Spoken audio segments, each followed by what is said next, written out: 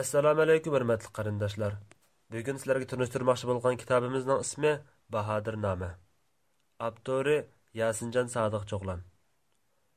Yozuvchi Yasinjon Sodiqcho'g'lan 1966-yili 3-oyda Yakan Nayi bozorida ishchi oilasida tug'ilgan.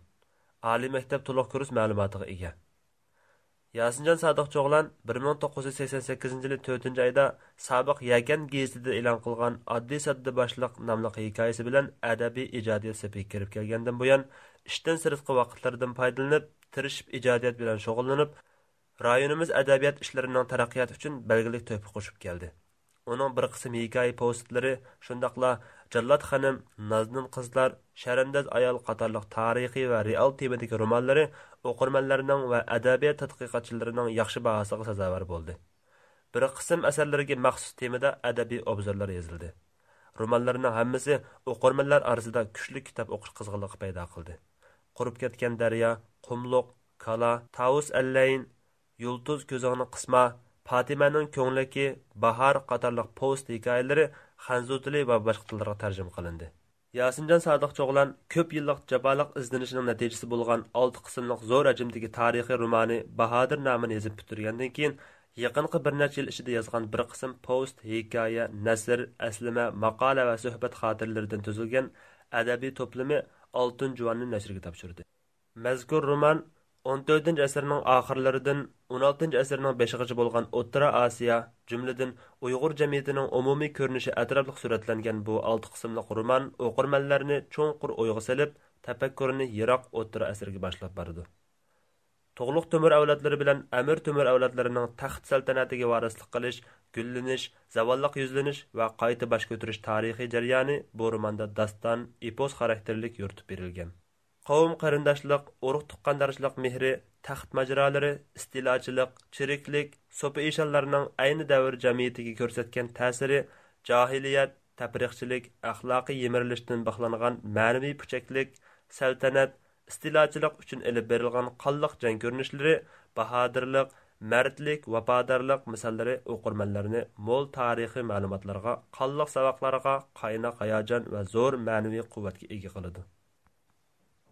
Ayni davrda yashab o'tgan Sultan Uvays xon, Amir Xudoydod, Sarkarda Said Ali Olib, Sultan Isa Bug'oxon, Do'st Muhammad xon, Saniz Mirza, Muhammad Haydar Mirza, Sultan Yunus xon, Muhammad Husayn Mirza, Said Muhammad Mirza, Shahrux xon, Mirza Ulug'bek, Abu Said Mirza Sultan Mahmud xon, Sultan Ahmad xon, Alach xon, Mirza Haydar Go'rkan, Sultan Xotun, Davlat Sultan Malika, Xonish Isa Davlat begim, shundaqla Eshon Shayx Nizomiddin Xomush, Xo'ja Ahror, Mavlona Muhammad Qozi, Mirza Abubakri, Muhammad Shayban xon qatorliq tarixiy shaxslarning avtor qalami ostida yuritilgan badiiy obrazi o'qirmanlarning qalbida yorqin bir siymo bo'lib chaqnaydi. Qisqasi, yosh yozuvchi Yasinjon Sodiqcho'g'lanining uzun yillik izlanishining samarasi bo'lgan bu roman o'qirmanlarimizga o'zgacha badiiy zavq bag'ishlag'usi. Tövəndə sizlərə mushu kitobdagi Shahzoda Uvays xonning taxtini asli keltirish uchun yaqin do'sti Said Ali Olib bilan qilishgan paranlardan huzuringizga sunmoqchiman. Ahvolimiz mana shundoq.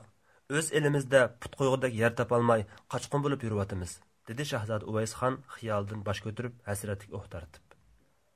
Turgan dargohimiz mana shu xarobi shahar. Buran yomg'irdan panohlangudek tuzuk bir kapimizdan mutayini yo'q. Taqdirning rahimsiz buranlari yana naga apirib, naga tashlaydi, bunisini bilmaymiz. Zinhar umidlanmagaylar shahzodam, dedi Said Olib do'stiga ishonch bilan qarab. Umidsizlik insonning eng chong dushmani.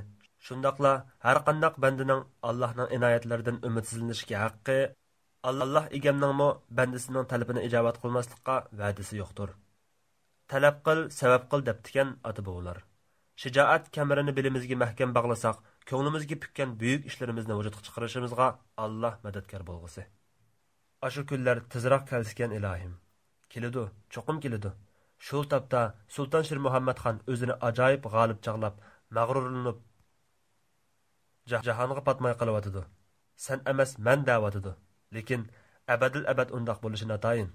Jahonning tamoshasini bir kun Aysa o'ynasa, bir kun Musa o'ynaydiganligini hamma biladi.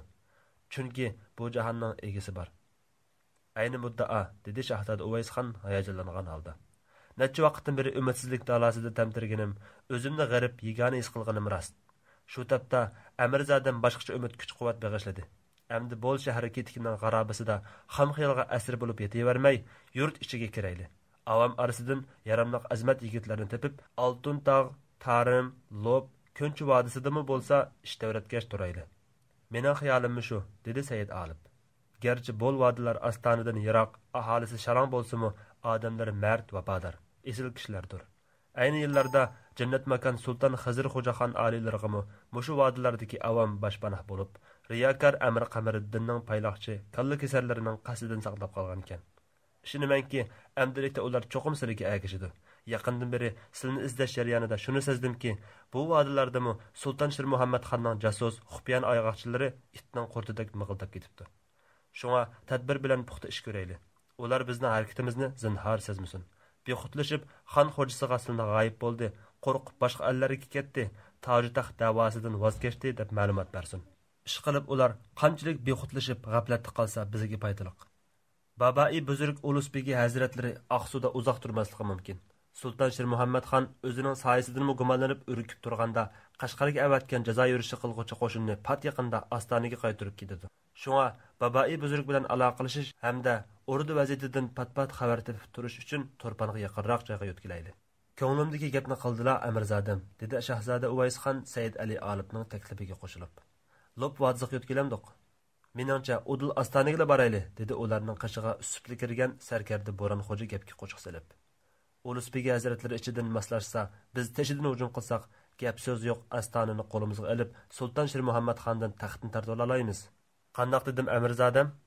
Shu ay shu kunlarda o'chidan qochgan to'shqanda qochib mo'kib yurib, ichim baklis qilib ketdi. Qanog'idagi bir qirchab qilsam xumardan chiqatdim. Said Ali Olib sarkarda Bo'ron xo'jaga ham hurmat, ham qoyillik bilan nazar tashladi. Hurmatli qarindoshlar, kanalımızga a'zo bo'lib, texmi ko'p kishilarning foydalanish uchun ham baharlashni unutmag'aysizlar va tunishtirishni xohlagan kitoblarni ostiga inkas shaklida qoldirib qo'yg'aysizlar. Rahmat. Taklif kitobxonasi.